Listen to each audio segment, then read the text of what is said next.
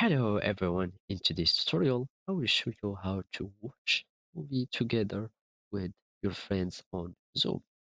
So the idea basically is to stream like a film or to watch a film that you have on your PC with your friends by using Zoom. So first we will need to start a new meeting and we will start uh, sharing our screen to start our film.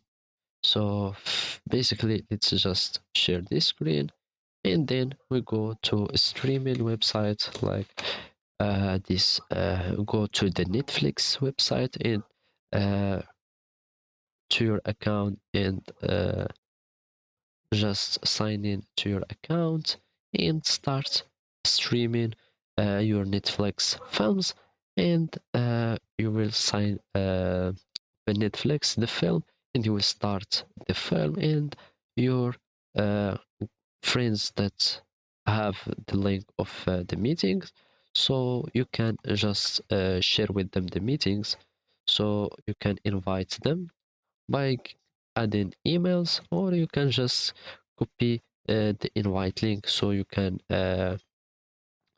just send them your link that you have here, and all your friends will be starting joining the meeting. So in this way, you will be watching together your films in Zoom. So basically, this is the idea. Thank you for watching and goodbye.